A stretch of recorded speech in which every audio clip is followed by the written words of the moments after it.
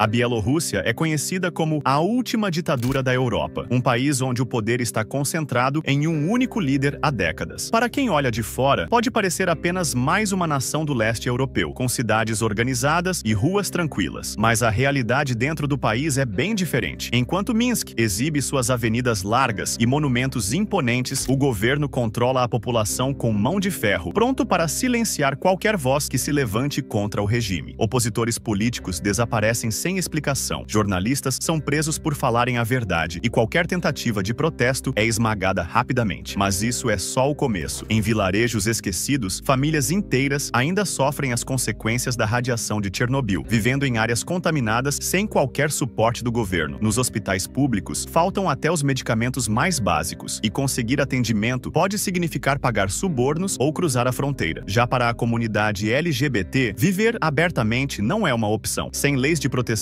e sob forte repressão, muitos precisam esconder sua identidade para sobreviver. Neste vídeo, vamos explorar o lado sombrio da Bielorrússia, um país onde a censura controla cada palavra e a liberdade é apenas uma ilusão. Desde 1994, a Bielorrússia está sob o comando de um único homem, Alexander Lukashenko. O que começou como uma promessa de estabilidade, logo se transformou em um regime autoritário que não tolera oposição. Eleições são meras formalidades e qualquer ameaça ao poder é rapidamente esmagada. O resultado? Um país onde o medo e a repressão ditam as regras. Os sinais de fraude eleitoral são evidentes. Em cada eleição, Lukashenko vence com números absurdamente altos, chegando a mais de 80% dos votos, mesmo quando a insatisfação popular é visível nas ruas. Observadores internacionais apontam manipulação de votos, intimidação de eleitores e exclusão de candidatos opositores. E aqueles que ousam contestar os resultados enfrentam um destino sombrio. Protestos pacíficos são vistos como uma ameaça ao governo. Em 2020, após mais uma eleição contestada, a população foi às ruas em uma das maiores manifestações da história do país. A resposta do governo foi dura. Milhares de manifestantes foram detidos, enfrentando condições difíceis nos centros de reclusão. Relatos indicam que muitos passaram por longos interrogatórios, privação de sono e intensa pressão psicológica para desestimular qualquer forma de resistência. Alguns foram obrigados a assinar documentos admitindo crimes que não cometeram, enquanto outros desapareceram do cenário público sem explicações. O exílio também se tornou um destino comum para opositores. Líderes da resistência, jornalistas e ativistas são obrigados a fugir para países vizinhos, sob o risco de serem presos ou até mortos. Svetlana Tikhanovskaya, principal rival de Lukashenko nas eleições de 2020, teve que deixar a Bielorrússia após ameaças contra sua família. Mas nem mesmo fora do país, os opositores estão seguros. O governo usa seus agentes para perseguir dissidentes no exterior, pressionando familiares que ficaram para trás. A repressão não para por aí. Qualquer forma de organização política independente é criminalizada. Partidos de oposição são dissolvidos, sindicatos são desmantelados e até pequenas reuniões podem ser interpretadas como ameaças ao regime. A liberdade de expressão praticamente não existe. Quem critica o governo nas redes sociais pode ser preso, e até mesmo piadas sobre Lukashenko são consideradas crimes. Na Bielorrússia, controlar a informação é uma prioridade do governo. A imprensa independente praticamente não tem espaço, e qualquer tentativa de questionar a versão oficial dos fatos pode ter consequências graves. Sites de notícias críticos são bloqueados regularmente, jornalistas são perseguidos e até mesmo cidadãos comuns podem ser punidos por compartilharem informações consideradas inconvenientes ao regime. O objetivo é claro: garantir que apenas a narrativa oficial chegue à população. Cobrir protestos ou reportar denúncias pode transformar um jornalista em alvo imediato. Muitos foram presos por simplesmente fazerem seu trabalho, enquanto outros se viram forçados a fugir do país para continuar publicando suas reportagens. As redes sociais, que poderiam ser um refúgio para a liberdade de expressão, também são monitoradas. Qualquer comentário ou postagem contrária ao governo pode levar a investigações e punições. Além da censura direta, há outra estratégia em jogo: a desinformação. Trolls pagos pelo governo atuam ativamente nas redes, espalhando notícias falsas e desacreditando opositores. Esses perfis inundam fóruns e sessões de comentários, promovendo propaganda oficial e atacando qualquer voz dissidente. O resultado é um ambiente onde a verdade se torna difícil de distinguir e a população, sem acesso a informações imparciais, acaba refém de uma realidade cuidadosamente manipulada. A Bielorrússia enfrenta um desequilíbrio demográfico significativo. Há muito mais mulheres do que homens no país. Esse fenômeno tem raízes históricas profundas. Guerras, condições de trabalho perigosas e expectativas expectativas sociais colocaram a população masculina em desvantagem numérica ao longo das décadas. No entanto, esse desequilíbrio vai além dos números e traz desafios sociais e econômicos, especialmente para as mulheres. Com uma oferta limitada de parceiros, muitas mulheres enfrentam dificuldades para formar famílias estáveis. Além disso, a carga social e econômica costuma recair sobre elas, tanto no ambiente doméstico quanto no mercado de trabalho. Apesar de um nível educacional elevado entre as mulheres bielorrussas, muitas ainda encontram barreiras para avançar em suas carreiras. Os cargos de liderança são dominados por homens e a disparidade salarial persiste em diversas áreas. Outro grande desafio é a violência doméstica, um problema alarmante no país. A falta de leis específicas para proteger as vítimas e a visão tradicionalista da sociedade fazem com que muitas mulheres tenham poucas opções ao enfrentar esse tipo de situação. Sem um sistema de apoio eficiente, a vulnerabilidade feminina se torna ainda maior. Em 1986, o desastre de Chernobyl deixou marcas profundas na Bielorrússia. Embora a explosão tenha ocorrido na Ucrânia, cerca de 70% da radiação liberada atingiu o território bielorrusso, contaminando vastas áreas. Décadas depois, os efeitos desse desastre ainda são sentidos, mas para muitos, essa realidade se tornou um cotidiano esquecido pelo mundo. Nas regiões mais afetadas, existem vilarejos inteiros onde a radiação ainda está presente no solo, na água e até nos alimentos. Apesar disso, muitas famílias continuam vivendo nesses locais, seja por falta de opção ou por estarem ali há gerações. As taxas de câncer, doenças congênitas e outros problemas de saúde são alarmantes, mas a assistência médica é limitada. Relatos indicam que moradores precisam viajar longas distâncias para conseguir atendimento adequado e medicamentos essenciais nem sempre estão disponíveis. O governo, por sua vez, minimiza a gravidade da situação. Programas de reassentamento foram interrompidos e, ao longo dos anos, as restrições para viver nessas áreas foram flexibilizadas. Em algumas aldeias, a vida segue como se nada tivesse acontecido, mas os efeitos silenciosos da radiação continuam cobrando seu preço. Enquanto isso, especialistas alertam que as consequências desse desastre ainda durarão gerações e muitas comunidades seguem enfrentando uma luta invisível pela saúde e pela sobrevivência. Na Bielorrússia, até as regras mais simples podem se transformar em instrumentos de controle do governo. Um exemplo disso é a proibição de aplausos em público. A lei foi criada para impedir protestos silenciosos, mas chegou a extremos inacreditáveis. Em um dos casos mais absurdos, um homem sem braços foi multado por aplaudir durante uma manifestação. Isso mostra até que ponto as autoridades estão dispostas a ir para silenciar qualquer sinal de discordância. Outro aspecto curioso é a restrição ao uso de câmeras. Fotografar prédios governamentais, instalações militares e até algumas áreas públicas pode levar a interrogatórios e detenções. Vários turistas já foram parados pela polícia apenas por tirarem fotos inocentes, tornando algo tão simples quanto registrar uma viagem em um possível problema com as autoridades. No ambiente de trabalho, o controle estatal se estende de maneira ainda mais peculiar. Em muitas empresas estatais, os funcionários não podem simplesmente pedir demissão. A decisão precisa ser aprovada por um coletivo de trabalhadores. Se os colegas determinarem que a pessoa deve continuar no emprego, ela não tem permissão para sair sem enfrentar consequências. Uma regra que reforça como o governo busca controlar até mesmo a liberdade profissional dos cidadãos. E até no trânsito, existem normas incomuns. Motoristas podem ser multados se um policial considerar que o carro está sujo demais. Mas o que define um carro sujo? Não há regras claras, o que dá às autoridades uma justificativa vaga para aplicar multas arbitrárias ou até extorquir condutores. Na Bielorrússia, ser parte da comunidade LGBT significa enfrentar um ambiente hostil, tanto na sociedade quanto nas leis. O país não reconhece uniões entre pessoas do mesmo sexo e não possui proteções específicas contra a discriminação baseada em orientação sexual ou identidade de gênero. Na prática, isso significa que empregos, moradias e até serviços básicos podem ser negados sem qualquer consequência legal. Além da ausência de direitos, há uma repressão ativa. Manifestações e eventos de apoio são proibidos, e qualquer tentativa de organização pode ser vista como uma ameaça ao governo. Grupos ativistas que tentam atuar no país enfrentam bloqueios, perseguições e até detenções. Para muitos, a única opção é o anonimato, vivendo sua identidade em segredo para evitar problemas. A visão conservadora da sociedade torna essa realidade ainda mais difícil. Muitos LGBTQIA+,